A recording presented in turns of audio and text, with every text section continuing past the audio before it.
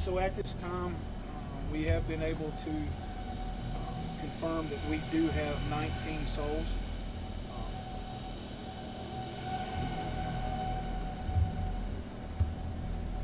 That we're looking for. So, excuse me, I ask you to keep in mind those families. This is probably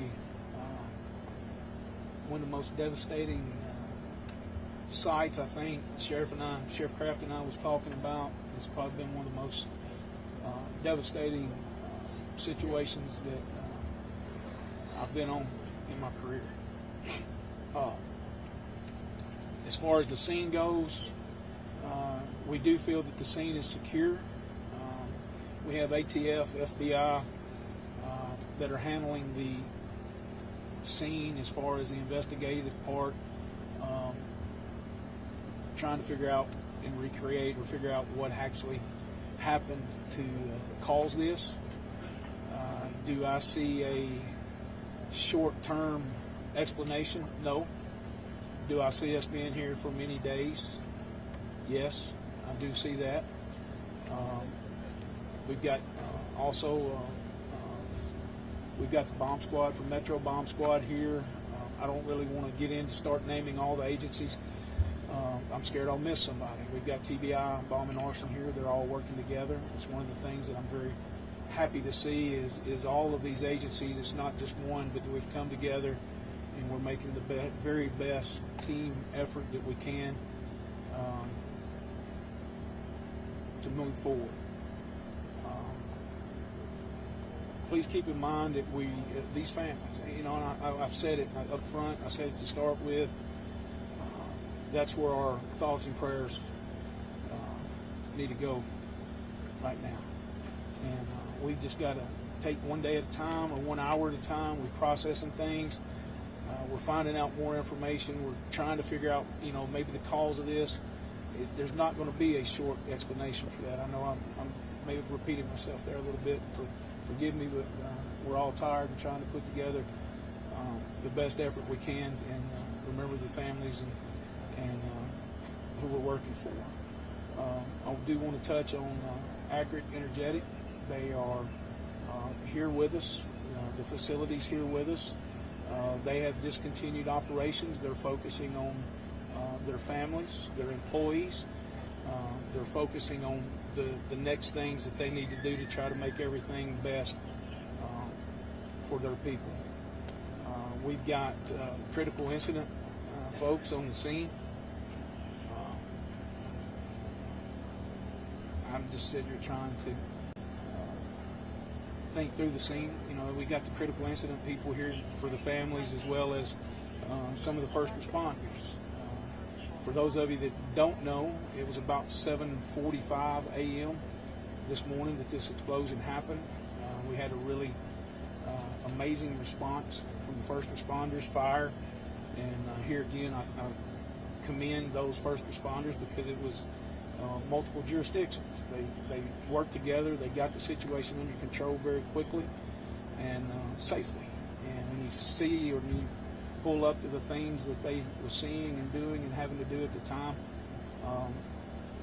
they done very, very well. And anybody any questions?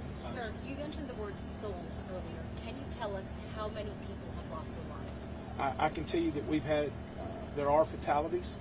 Do I want to put a number to that? Because I always, and those of you that have known me in the past, I always wish for the best. Is there a possibility that somebody might be injured somewhere or somebody that we don't know about? Yes, I can tell you right now that we're looking for 19 individuals. And a lot of times when I have this type of situation, I refer to them more than just a person. They're a soul to me. So we're trying to, I can tell you that we're missing 19 souls. Sheriff, I was wondering how many people were working at the time and how many people were taken to the hospital. I don't think there was, I think 4 to 5 individuals that was taken, maybe even by POV. I can't talk about the ambulance part of that. And forgive me for some of those early questions and not being able to answer them. We've concentrated so hard on getting the scene secured, getting things moving, taking care of basically the security, getting the personnel that we need here, that I can't answer some of those early questions. So forgive me for that. I don't want to give the appearance that I'm avoiding that. Have you had a chance to see the building, and can you describe it? Can I describe the building? There's nothing to describe. It's gone. It's again, it's the most devastating scene that I've seen in my career. Sheriff, do you know what kind of work they did in that building specifically? I do not, ma'am. I do not. I'm not familiar with the day-to-day operations of that. I see a lot of family members. They're waiting.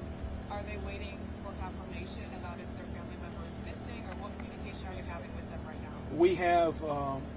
We have communicated with the family. We've done it twice. We wanted to get some solid information because we was sliding a little bit in information that we were receiving and from past experience from the flood and those kind of things, that we wanted to make sure that we had the information, the correct information that we needed to talk with. So yes, we have spoke with families.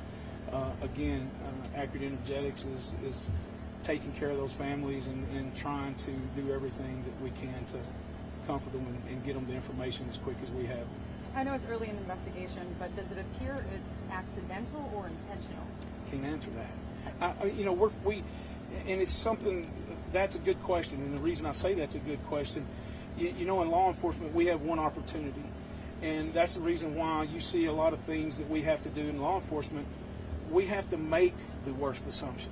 We have to make that and prove it away that it is an accident. So we only have one chance at the evidence. We only have one thing or one chance to be able to do the things that we need to do. And we're going to be slow, methodical, and diligent and do everything that we can to make sure this is what it is. And there again, we're working for those families and those people that were in that building to make sure we get, if they deserve justice, we want to be in a situation that we get them justice. And that's how we have to approach these situations. Okay, and there was another report that there was a destructive explosion in 2014 in the same building that was operated by Rio Ammunition. Can you confirm that and tell me if there's some kind of trend going on here? Rio was on the facility. That did happen here. I was here during that time.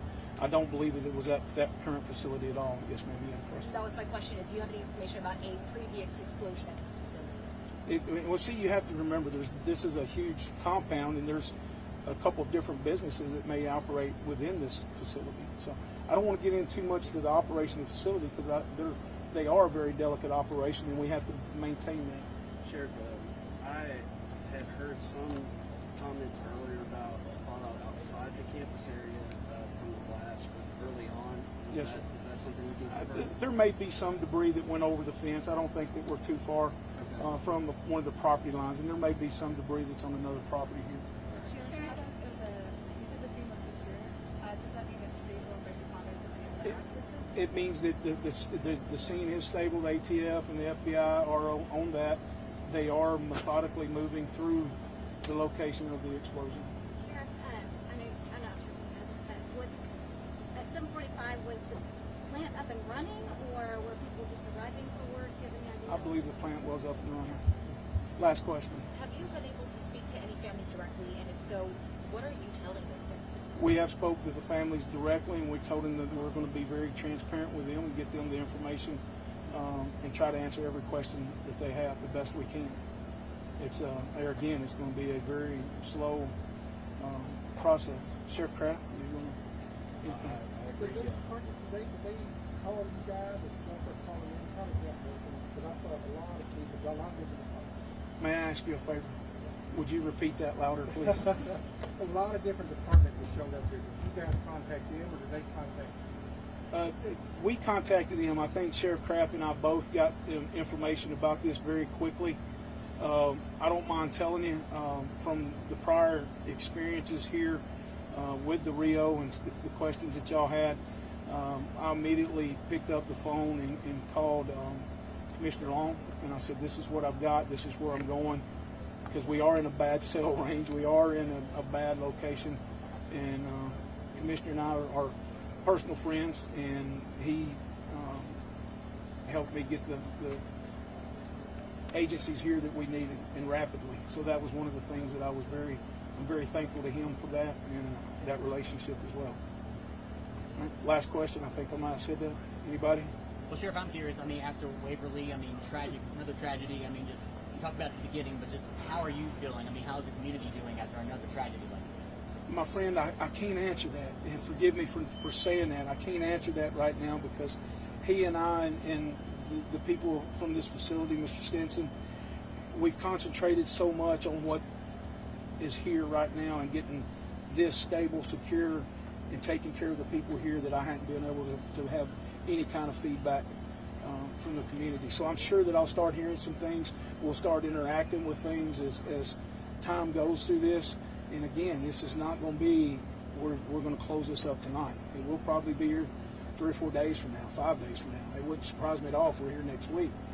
But we're just, again, we got to go slow, methodical. So forgive me, I don't mean to avoid that question, but we just can't, I can't answer it right now because I don't know.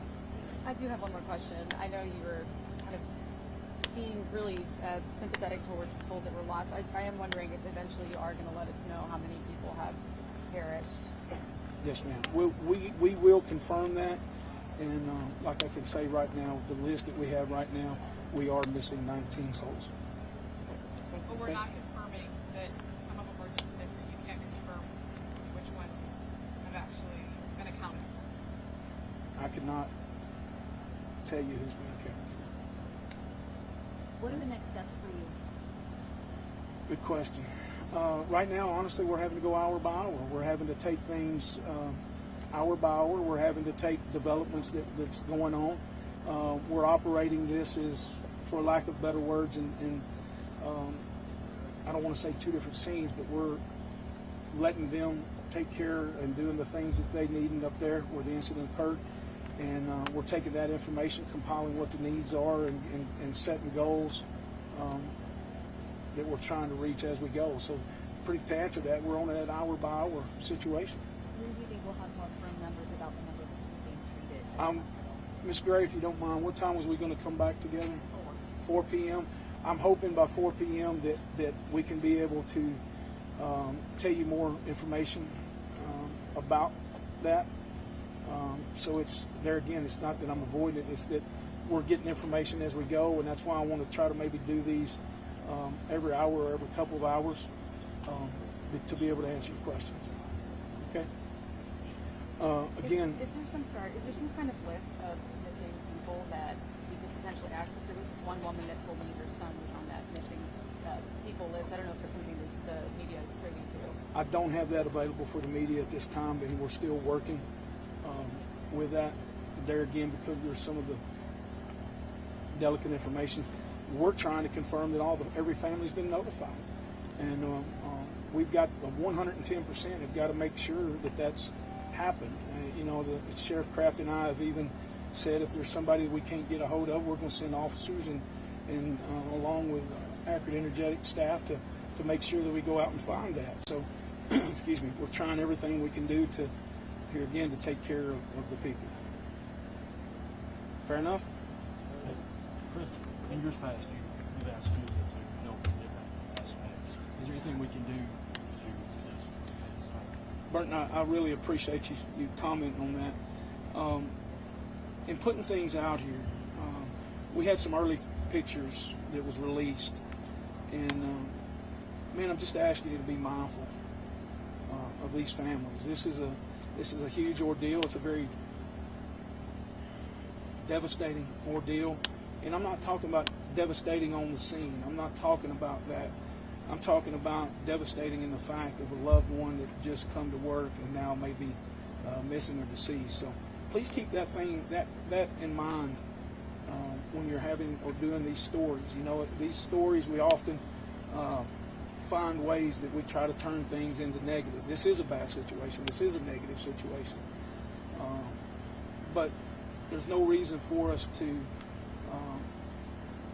take the downward spiral or the downward side of this story when it comes to these families. So I'm all about that, and I'll always be about that.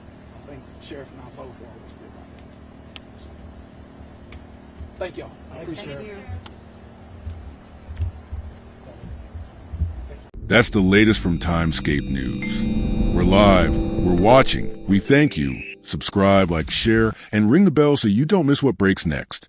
Stay with us, we appreciate you, and as always, be safe.